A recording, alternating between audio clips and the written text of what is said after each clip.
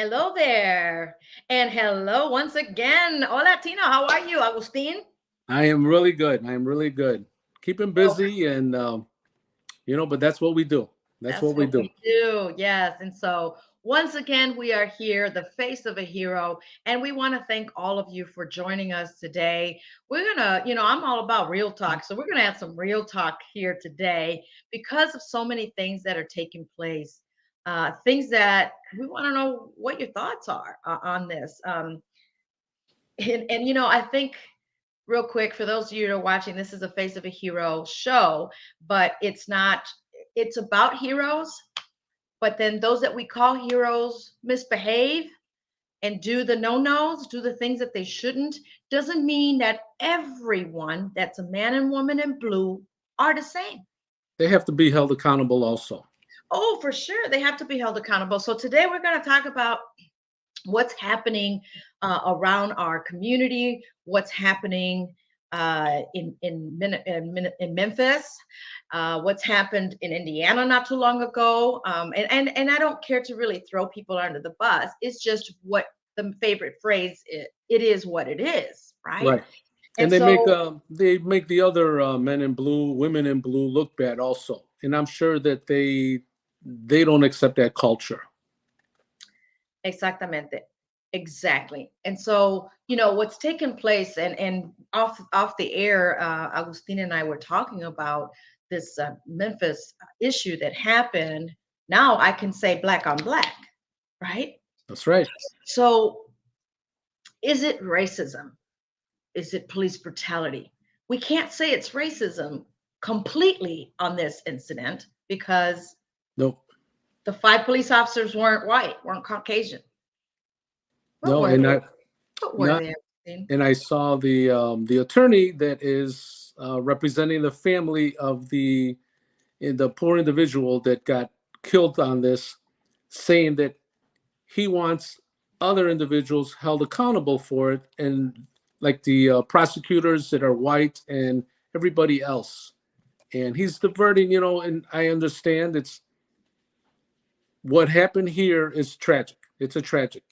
And is this the culture in Memphis? Is this what is normal there that's going on? That's what we I need to think find so. out. I think so. I actually talked to an officer. He is a chief of the police and also a state police chief of staff. Right now, he's currently serving as a chief, and we discussed that, and that has been their norm. That has been the way it's been in Memphis. I mean, we were just rioting because of what took place with George Floyd, and it's in the same place. It's in Memphis, right? And so I asked, and I said, well, that just shows that there's lack of training, right? Totally. But that you got to take it up a notch to Right, the top where right. it starts to allow that to take place year after year after year. What does that say about the leadership, the administration at its best? What does it say? Sounds like a normal culture there. I mean, that's, you know, maybe I'm being unfair, but if there's a pattern there, there needs to be a change from the top. Needs to be a change. And that I think is showing by the way that I mean, and you agree or disagree, and we're okay to disagree, folks. This is a talk show, and this is about heroes, but this is so prevalent that I felt that we need to discuss this here. And please feel free to comment, and we'll respond to your comments later or questions. But if this is continually happening in Memphis or in any other cities or states, that means somebody's missing the boat. Somebody is missing what's important. As an activist, I will tell you that I have gone and spoken to chief of police at different times, different years when it came to racism, racial profiling. And we know when that happens, it happens. And this, I cannot call that racial profiling for a stop because they were all black. Um, Police brutality, I think that's truly what it really was. And I've had a relative that was a victim of police brutality years ago. But you mostly see it white on black or white on brown. This says that this has been their standards, as in acceptable. It's acceptable to be this way. It's acceptable to beat someone up. But then when I want to see the racism side, I said, and you mentioned it off the air as well, Tino, I said, well, wait a minute. They got these 5 cops like that, like that. And I was told that there was a Caucasian police officer that also tased him. They haven't gotten him yet. So what could Hmm. that be saying? A ver, Tino, what do you think, Agustin?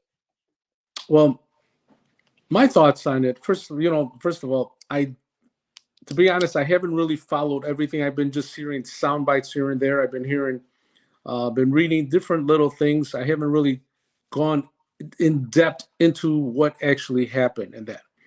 But one of the things that you know, I did read, or actually I did hear, is if these 5 officers got arrested right away, is this going to be the norm? I'm sorry, if they got suspended or fired, arrested, and then charged, is this going to be the norm for every policeman where there is police brutality? Now, I can understand there has to be a trial, but this was caught on video. So, the old saying is, They still have to do their due process, unfortunately. yes, Videos don't lie. right. I mean, But it was right there. and my thoughts, and because I've seen a lot of videos, on Facebook, on YouTube, where what happened prior to this. And I'm not defending the policeman, but I've always liked to see what happened, because I've seen some videos where they only videotape or they edit where it looks bad, but where did it lead up to that this happened? And again, I'm not defending those policemen, but I like to see the whole story on it. The whole Well, story. This, you know, the sad part of all this, Tino, Agustin, sorry, I love my brother here, um, is that the body cameras, I was able to see all the body camera shots of the young boy that was running from them and didn't have a weapon on him. And they shot him over 50 times and they still handcuffed him after killing him. They still handcuffed him. I was able to see on YouTube every camera view possible from every police body cam. That was horrific to see. So I'm sure that these body cams will be seen on YouTube by the police. I think it's almost like they have to do that, because I was like, wow, they're actually showing every body cam. It was like 13 different views oh wow. from So, every officer that ran after him, right? So that's what happened with this young boy. And my condolences to Tyree Nichols' family, friends. He was a father of 4. Did he deserve to die, to be treated absolutely like not. an animal, to be dragged like an animal? Absolutely not. Now, I heard from someone else that they actually knew him. So the 5 policemen actually knew. So he had That a there was, history with them. yeah, that there Okay. was a slight history. How much of that is true, I don't know. But to kill him over a reckless driving, No. Nichols, a 29-year-old black motorist, was pulled over January 7th for what police said was reckless driving after attempting to flee on foot. Yeah, he ran. He was scared for his life, because I heard what he was saying on that video and saying, please, I just want to go home. His We don't know what was going through his mind. Was he scared stiff that I'm going to die right here? I won't see my son. I won't see my family. We don't know what was going through his mind, and he's no longer here, unfortunately, to tell us. Yeah. Unfortunate is, and that one of the things that I don't understand is it's um maybe because I'm not in that situation, but why do they run? And again, I'm not defending the police. I'm just curious to know. How much are they in threat when they're running? Do you shoot to aim to the leg, the foot, or do you aim to kill? What is it? I talked about this before years ago on another show. Are you supposed to just hurt the person? Or are you supposed to, if you're going to pull your gun out, you're there to kill him? Which is it? I think that if you shoot to the leg, You you're can't shoot bound the to catch leg. up with them. They're trained. They're You're trained bound to to. catch up with them. So are you trained to kill? But here's the thing: if they're chasing him, why can't they just tase him? Well, they were Why shoot tasing him? him. They were tasing him when they got him, right? Right. But But what I'm saying is that as they chase him, why don't they tase him as opposed to shooting him? how far? That's a good question. I'm going to ask some of my police I friends. think How it's far maybe is tasing? maybe It's about 15 feet. But it again, if he's running and you again, real quick, if they have a history with him, here's me. If I have a history with a criminal, and I says, "Oh, I know, I'm going to see this guy again," and it's let him go. It says, "All right, we'll catch up with him. We'll catch up with him." But did he have something on him? What was the purpose of these individuals to really, really want to catch him? What did they really want to do with him? Did he have any information on them that they were trying to silence him? because it's just black on black. That makes you question so much. What's going on, right? What was really happening, right? So I'm reading here. It says that they're mostly peaceful protests over police brutality. I used to be one of those protesters. I used to be one of those that marched until I said, "What are we really getting out of this? What are we really saying?" Right? Are we saying yes? This is not appropriate. This is not acceptable. This is not humane. This is mistreatment. Um, but then, are we really helping change the law? Are we really helping change policy? So now, the last time that I had gotten a call, keep in mind I'm still an activist, but I'm just not doing the marching and the signs and the rah, rah, rah. So people reached out to me and said, "Hey, we believe that we're getting racially profiled," right? Right. In one of my former cities. And so I said, "Okay, well, I need to get the evidence." And it all happened because one person got stopped. She was running late to wherever she was going. She was throwing out names. "I know so and so, so I'm going to tell on you," kind of thing, right? And so now she's like trying to build a case. I understand. Okay. Do you have any tickets from others that were stopped and to prove that there was racial profiling? Because who stopped them was a Caucasian police officer. And I know that spot because I got stopped once. It's in a bridge and you're going down. If you don't slow down before you go down, guess what? You're going to speed up. Right. Right. And so, okay, it seemed to look like it may be a possible racial profiling. So I got permission from, uh, yes, I got permission from the people that got stopped. They sent me their police report and I got their permission to see the video, the body cam video. Okay. And so the officers, the chief, they knew me. So they said, "We understand what you do and we appreciate your work and working diligently." Because prior to that, we had already gone through a protest. We actually did a press conference in front of the police station. We had media and everything because someone was detained and was released in reconnaissance, but they decided to detain him longer than what the law requires for ICE to pick him up. So we made a big stink out of that, right? But this, I saw the camera, I saw their videos, and I was like, okay. They stopped a Hispanic guy, and the police officer was going to write a ticket, but he said, "Why were you speeding?" And when he asked him for his registration, he didn't have it. He was driving his mom's car, but he said something that touched the officer's heart. "This is my day, my only day to have my child with me. I'm sorry I don't have the registration. It's my mom's car." Now, if it really was racial profiling, do you think that officer would have just let him go? He had to impound that car. and write him a ticket. Right? Improper registration or no registration. And I think he was driving on a suspended license. Wow. He had every right to do more than what he did. But I think what caught him, because it caught me, was he says, "Today is the day to see my child." And I was on my way there to pick up my child. And I borrowed my mom's car. So there goes that case. I was trying to build a case by Yep. saying, "Hey, give me the tickets." So that means that, we do our due diligence to find out. But this to me, in all of it, yes, there has been some racism, some racial profiling, but it's really truly police brutality. It is. It is. Brutality. And so if a person flees, and they were talking about But I have a question on it, yeah. because I know that this is something that people always talk about: racism, police brutality. Here's another.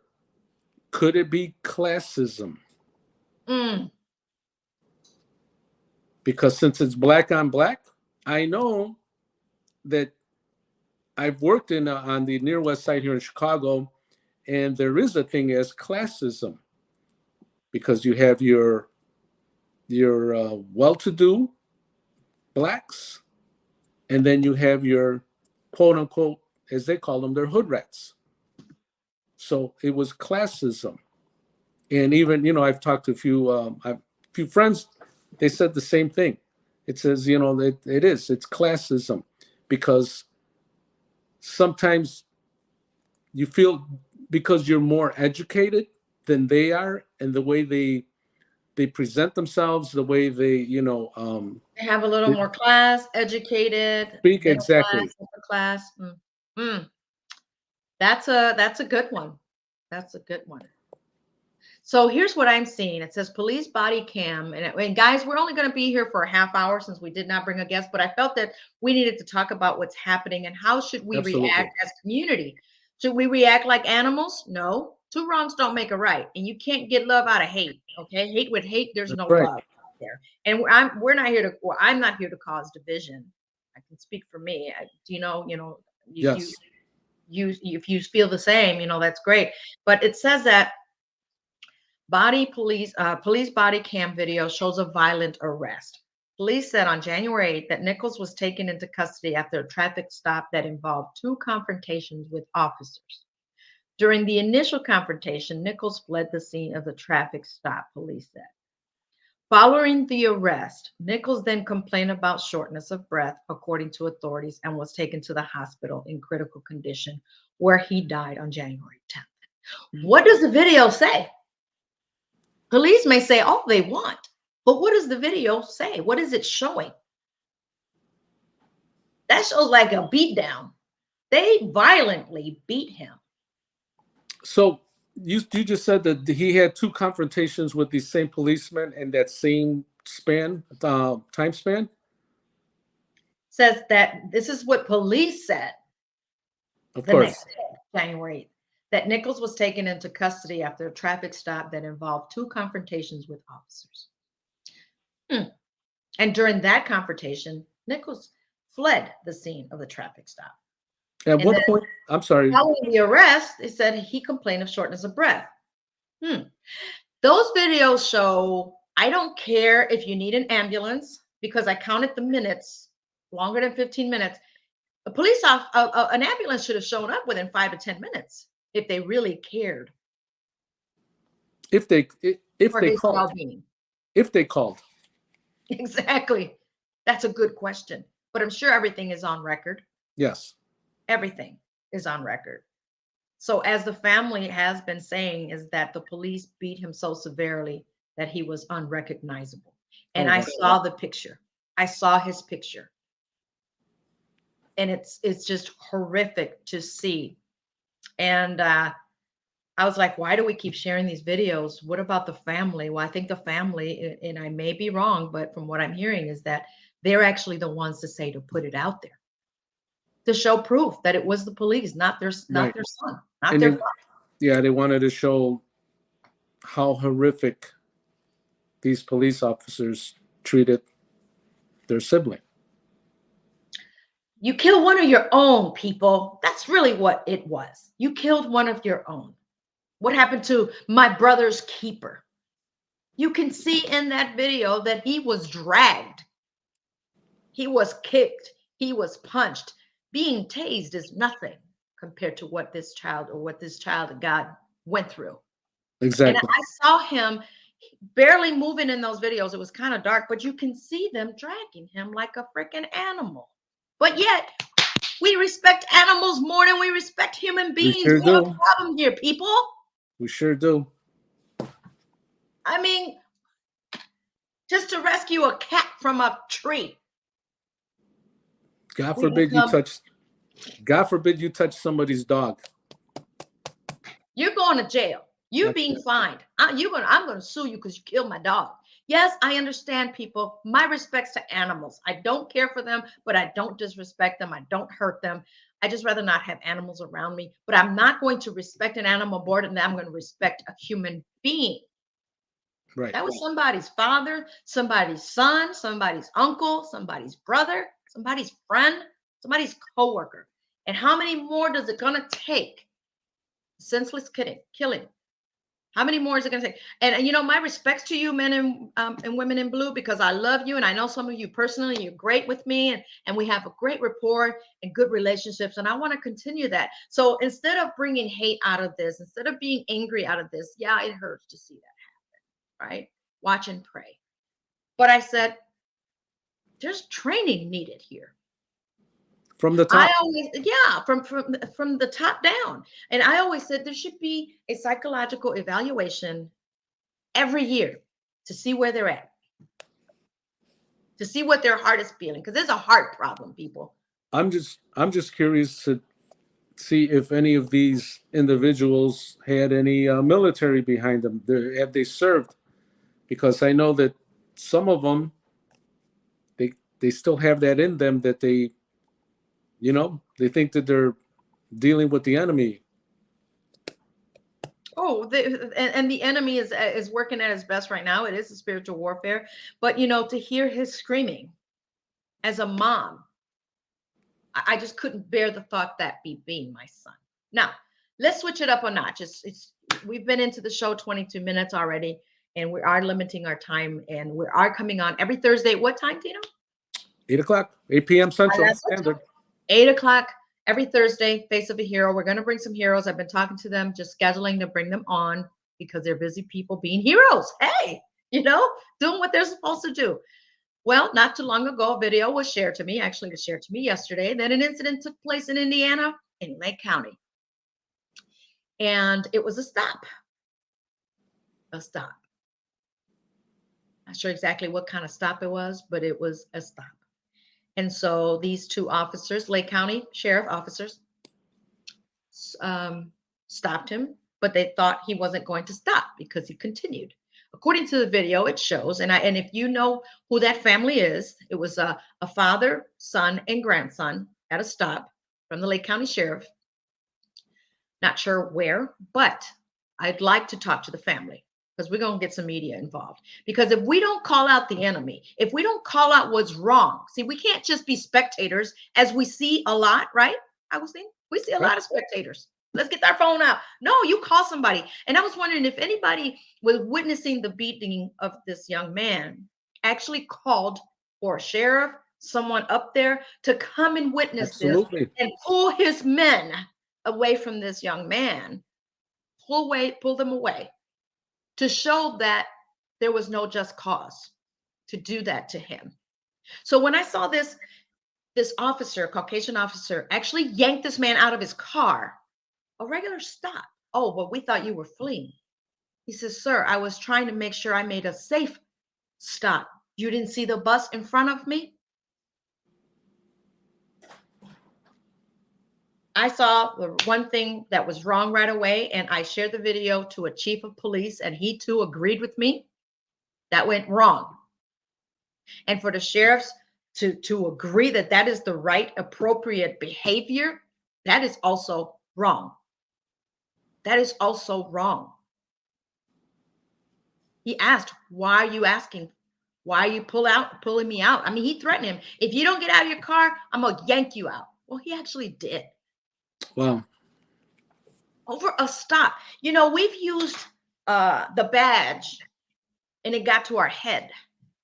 The power. So when you go on a power trip, Agustin, you can see it, don't you? I got a badge. I got a gun. I'm better than you. I'm bad. I'm gonna show you Hey, who's boss. I know about these power trips because I had a boss that she wore her title on her forehead. Mm, Power trip. mm. And titles don't make people, Nope. folks. Okay. And so we need to not do the kumbaya thing and the protest thing. And here comes the leaders. They're coming out of the woodwork, and now they're out there. Like the God bless roaches. you all. Right. God bless you all. And then it's election year, so I'm gonna show me. I'm gonna show up. Let's show up when it's black on black. Let's show up when it's brown on brown. Not only when it's a police and a civilian. Right. Don't just show up for that. Where are Show up the when riots? these, like in Chicago, show up when these innocent children are getting shot.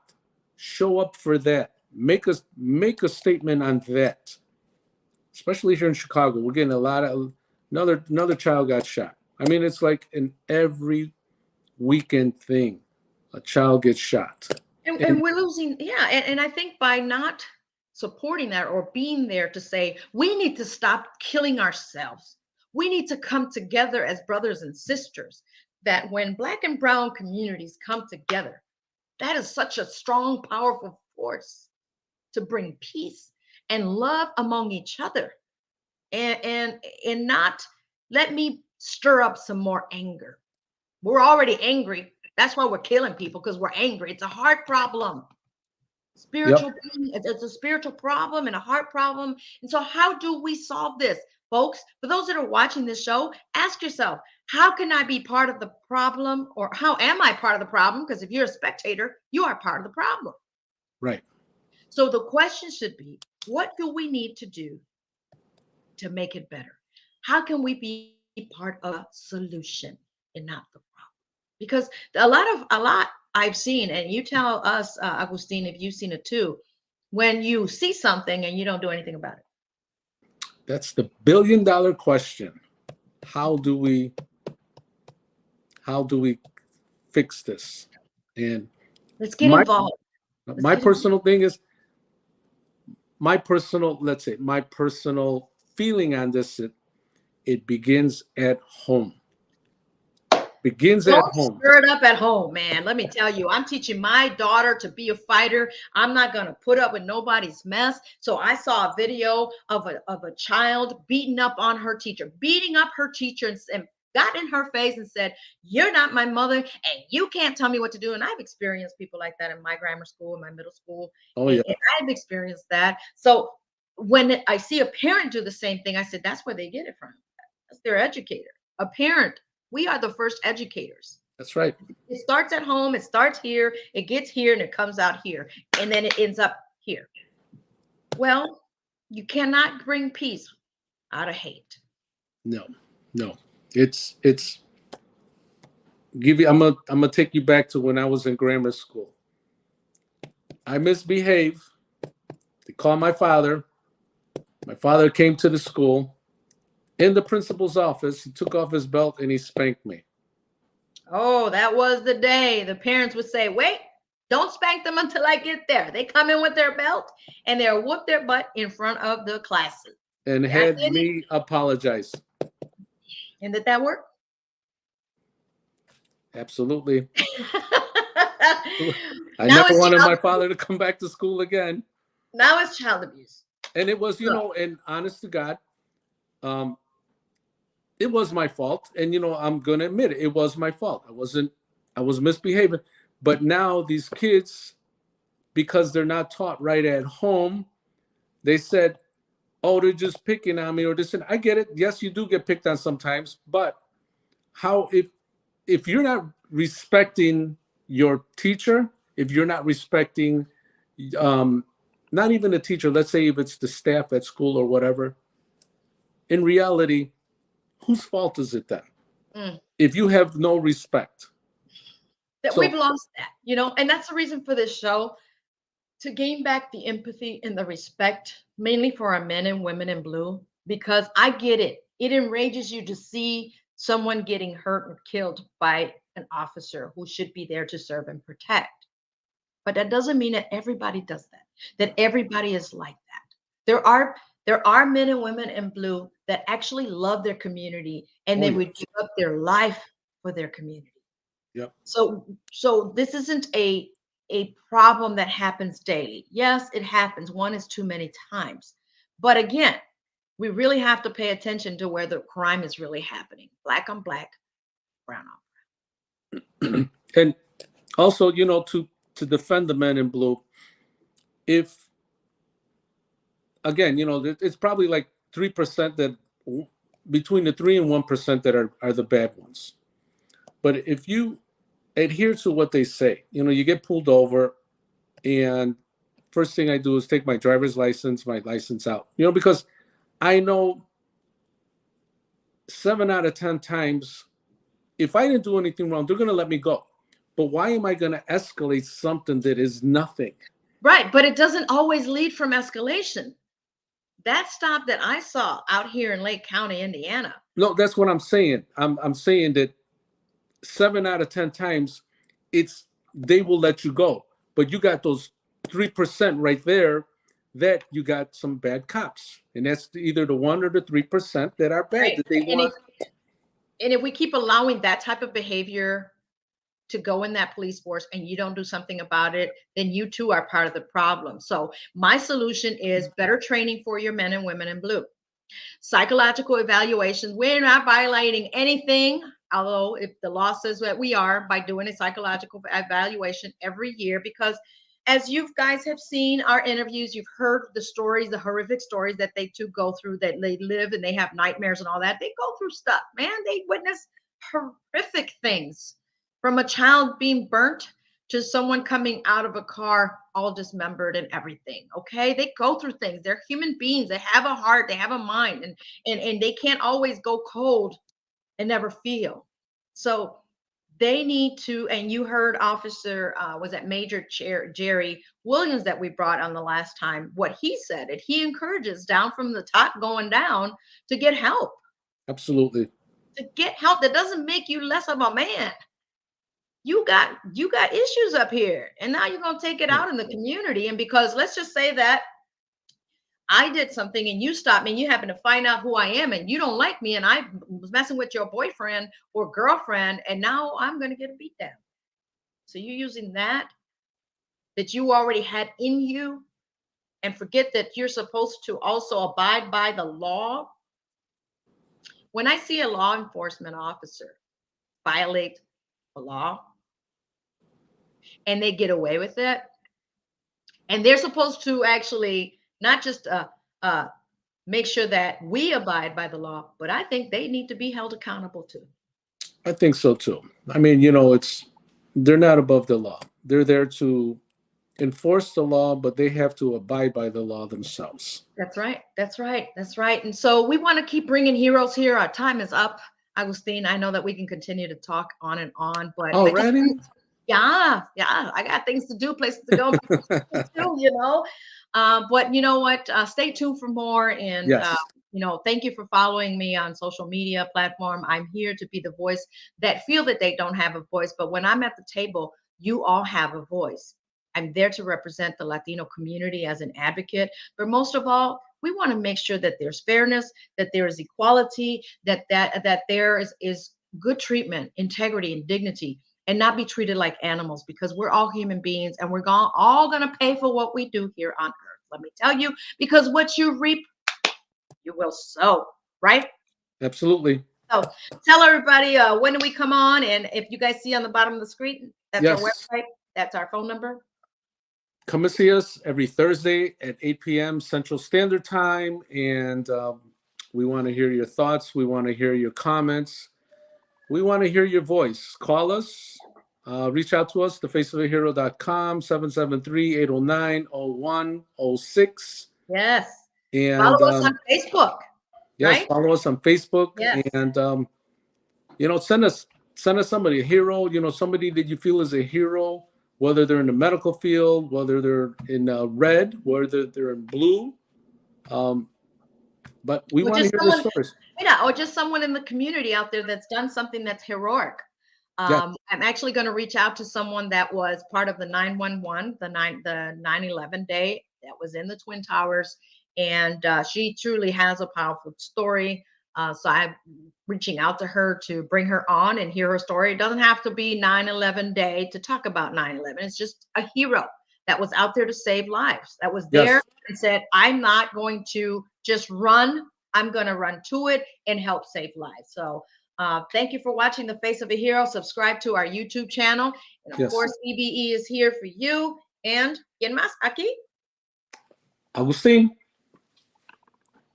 Agustin Marron. So with that, guys, thank you once again for just showing up. And we're going to respond to your comments and know that the show is every Thursday. So we thank you. Yes. Until next time, guys. And Good when we night and again? be safe.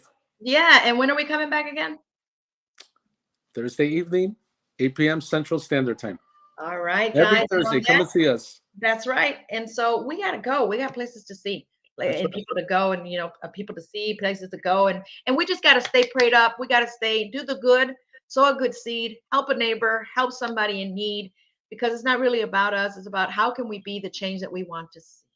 Right? Absolutely. Be All safe, right. everybody. Till Nos next time. vemos. Hasta la próxima. See you later. See you, Eve. Till next time.